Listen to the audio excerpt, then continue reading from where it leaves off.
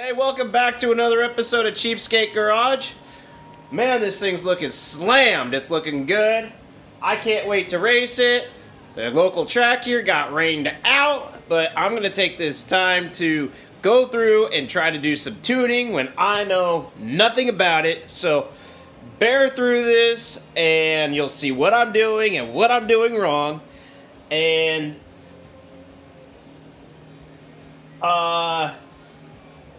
I just don't know anything else. I don't know where to start. I know it's got a dull spot in it. I know it's got like it just it chokes out. You smash it and it just. But so bear with me here. We're gonna work our way through it. We're gonna see what I got going on here. It runs a little lean, so I think it needs some more jetting. I'm going to figure this out on my own because I ain't got nobody here to teach me. This is why so many guys are going new school, fuel injected. I'm staying old school carburetor. I figured learn the carburation first, then I can move into fuel injection maybe next year when I have a bigger motor. I don't know. And if any of you guys got like a 383 stroker kit for a 350 small block, let me know because I got a block down here in the cupboard hidden away for a rainy day. I want to build another motor. So comment down below if you do, and if you're looking to get rid of it, I'm cheap, so don't expect a lot from me. Other than that, I guess we're going to get rolling with the video today of me screwing up the truck trying to tune it myself.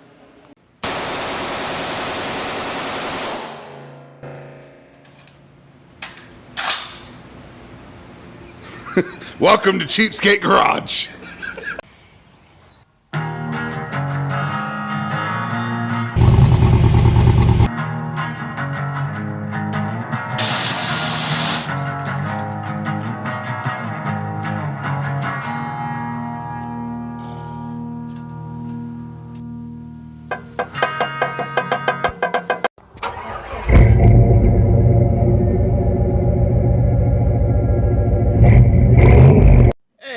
Welcome back. Well, I'm out here in the garage again, tinkering with the truck, trying to make sure all my timing's set up correctly and everything else. And just because I want to make sure that it's all good. Now, I'm not running any vacuum advance on this. So right now, I just checked my base. It's right at like 25 degrees advance at my base. That's at idle. That's at like 750 RPM. Anywhere between like 670 and 650 and 750 RPM is where it's sitting at idle. And so I'm a one-man show. So here's what I did. Let me show you. Right there, I got my cheapo tachometer set up there. I unscrewed it from the dash and I turned it around so that way I could see when I rev the engine to 3,000 RPMs where my timing pointer is pointing down here with the timing light. And the whole purpose of that is because I want to make sure that I have 34 to 36 degrees of mechanical advance coming in at 3,000 RPM. That's all I know. That's all I've read on the internet. That's what everybody's told me. So that's what I'm going to try to shoot for and see if we can. Now, on my tachometer, that cheap one that I bought from Amazon, I'll tell you what, that thing's a piece of junk. I don't necessarily trust it. I'm going to get a new tack. The other smaller one that I had is actually a lot more stable and a lot more accurate when I'm running. So, but the nice thing is it has a built-in shift light that you just turn a knob. And as soon as you hit 3,000 RPM, it lights up red. So I'm going to just keep my eye on that because it's hard to see where exactly 3,000 is on the tachometer while I'm trying to do all this stuff. So if I got that red light, I know I got my total advanced timing, or that's where I want it to kick in, and that's what I'm going to do. And I'm sorry I'm not filming the whole process just because I'm focused right now and trying to get it dialed in because I want this thing to be right come when we go to the drag strip. And the reason why I'm making sure that the timing is correct on it is because if the timing's not correct on it, then how am I going to be able to even tune the carburetor? Or am I chasing a vacuum leak or something that I don't even know about? and trying to tune the carburetor with a vacuum leak. That's no good. So I don't think there's a vacuum leak. Since day one, it's always made about 11 inches of mercury are on the gauge, and it's still doing that today. So we're gonna send it and see what happens. So stick around. I'll let you know in a minute. So right now, my total timing at 3,000 RPM after doing that test is reading about 41 degrees. That's a little high from what I've been told. So what I'm going to do is I'm going to retard the distributor a little bit. Yeah, retard it and bring it down just a little bit at idle. So that way I'm all perfect. And so I'm thinking that, in theory, in my mind, that if I retard it a little bit now, next time I fire it up, it's going to be sitting right around, if it was at 25, it should be sitting right around 21 or 22 degrees. So if we want to go 41 minus, we want to be at 36, let's go 5. It was at 25, 26, should go 5 down. So, and then that's when I definitely want to lock in the distributor, never touch it again. It should be fine. So let's see if I can drop it down 5 degrees. Alright, just did another test. That did the trick. My timing's locked in. I've locked down the distributor. It's tight. I should never have to touch this again. Everything should be just perfect on it. So this is a little bit of a learning curve for me. It's a fun learning curve because I really don't know what I'm doing, but I'm learning as I go. And I definitely want all of you guys that are watching this to comment down below if I'm doing something wrong, because I don't know everything. I'll be the first one to admit it, but I do a lot of reading and a lot of research, and I got some good friends that they say, hey, you got to do this and you got to do that and you got to do this and you got to do that. So I appreciate everybody that has their 2 cents, because it helps me figure out what's actually going on and what I need to do different. So it's Wednesday. I'm going to get ready to go take this truck for a test run, but first I'm going to pull a plug, take a look at it. But I got a funny story. Earlier today, I texted my wife and said, hey, can you do me a favor? Can you go throw the S10 on the battery charger? And she said, okay, sure. She texted me a couple times to make sure she did it, and da-da-da-da-da. She said, I wish she would have sent me a picture, because here's what she did. I mean, we're not going to flow any continuity through this.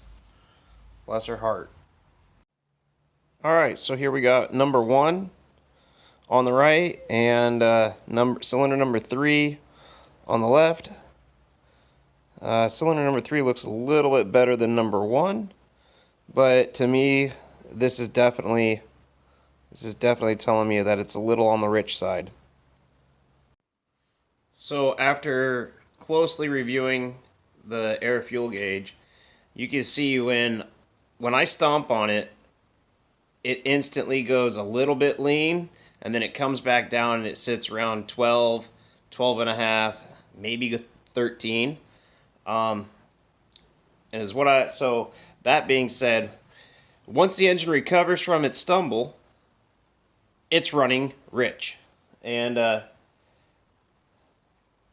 so I think what I'm going to do is I'm going to take the jet sizes back down, and I'm going to start playing with accelerator pump cams and see what happens. Before I do that, though, I was told try raising the fuel level in your bowl. So I'm going to try that first. Take it for a I'm going to return it to the way it was, and then test it with just the fuel bowls a little fuller. If that doesn't work, I got a accelerator pump cam kit. That's what I'm going to try playing with. So I got to get at it.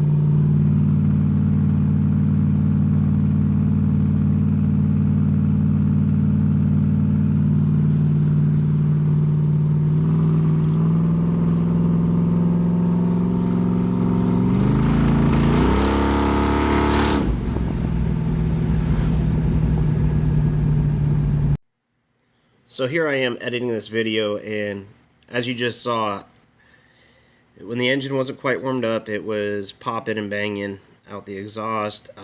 You can see that I'm really rich on the air-fuel ratio gauge. And then even when I get into it, when I get into the throttle, it goes pretty lean for a second there, and then it comes back down and it recovers. And so is what my problem is right now is I don't have a vacuum gauge. I'm not watching what my engine's vacuum is actually making under load. Sure, I could read it at idle, but idle and under load are two different things. And if you're at a cruise, it's going to make a certain vacuum because now you got more engine RPM, which is pulling more vacuum in a certain, if you want to think about it this way, a certain given time frame. So that's RPM. You're turning more RPM, which makes more vacuum. Not initially, but it does. So I could be actually having my vacuum up around 13, 14, 15. It could be higher than what it sits at idle. So, and there's a load on the engine, so it could make all the difference. So coming up, I rectify that situation, and here's what I do. So obviously today's going to be the day that something drastic's going to happen with this truck. Key to tuning a carburetor is knowing what its vacuum is. I'm a one-man dog and pony show, so is what I'm going to do. I'm going to be putting a vacuum pump in this truck. That's going to give power to my brake booster. That's going to allow my heater to still work. We're going to take it away from the intake. No more intake manifold. And what else am I going to do? Along with that, we're going to install a vacuum gauge. And that vacuum gauge is going to be hooked directly to the motor. What else am I going to do? I had something else, I can't remember. Well, let's dive into it. Let me show you what the parts are. So right here I got my vacuum pump. I think I've already decided to install it right about there. That's going to go straight to my brake booster, but from there it's going to tee off, and it's going to also run up to my vacuum that's right there for all my heater controls. So if you ever get one of those kits with the hard plastic line for like an oil pressure gauge or a vacuum gauge, and it's like wrapped in a tight coil and it's plastic and it doesn't want to unravel, here's what you do. You hook it up and put it in front of your heater and watch it grow. It's getting hot and it's getting soft and it's getting malleable. So I mean, look at it now. After being heated up, it's not a damn slinky anymore. But being that it's midnight, I'm probably going to hold off on doing the vacuum gauge. I'm going to wait till tomorrow. I got to get a couple other things. And I think I'm going to go down and get some rubber line for it, because it just makes sense. This plastic stuff looks kind of chintzy in an engine bay. But, yeah. But being that it's midnight, I'm probably going to hold off on doing the vacuum gauge. I'm going to wait till tomorrow. I got to get a couple other things. And I think I'm going to go down and get some rubber line for it, because it just makes sense. This plastic stuff looks kind of chintzy in an engine bay. But, yeah. That is my new vacuum pump. It's installed. It weighs about 8 pounds, if you were wondering. There's arrows there that indicate pointing up. Yes, it has a relay, and the way this one works is it runs for about 15 seconds and shuts off unless you're using vacuum. So the only thing that's using vacuum is the brake booster, but I do have that line right there for my heater controls, and I'd like to put that back in. So like I said, no parts houses are open right now. We're going to pick this up tomorrow. We're going to install the vacuum gauge, and then hopefully we can get back after tuning this. And then I just remembered I got to put in my drive shaft hoop, because I'm assuming this truck's going to go faster than 1399. So NHRA rules state if you're in the sportsman's class or tested tune, if your truck's faster than 1399, you have to have a drive shaft hoop. So I'm pretty sure this is going to break $13.99 next weekend when the track is open, no more rain, and yeah, I'm pretty sure it'll do. I'm shooting for like a 1350 on my first pass. If it did a 1350, I'd be happy, and then I can just work on it from there. But like, I have no experience with this stuff, so like, I don't know what I'm doing at all. I mean, I figured out how to put a V8 in it with some help of a couple good friends and the internet, but you can too. It's not hard. So if you want to do a car project and you want to do a V8 swap into something, an S10's the way to go. There's a ton of information out there. So anyway, we'll pick this up tomorrow. Well, now that we got the vacuum pump installed, I got to do a couple things yet to it, like finish wiring it in. But it works. It turns on every time it loses vacuum, it automatically turns on and it runs for 15 seconds to build up vacuum. So that's pretty cool. I tried it with the vacuum canister on it, and it didn't really seem to make a difference. So this thing's like a direct replacement for the engine, unless if that vacuum ball that I have is just not big enough. But so we're on to project 2, and we're adding a new gauge to the bezel. So this one won't take much longer. This is going to be hooked up to the direct port on my carburetor, so that way I could read manifold vacuum at all times while I'm running the truck. And that's going to allow me to really dial in the carburetor, because a well-tuned carburetor is going to make the motor run the best that it can, and it should give me peak horsepower. At least I hope it will.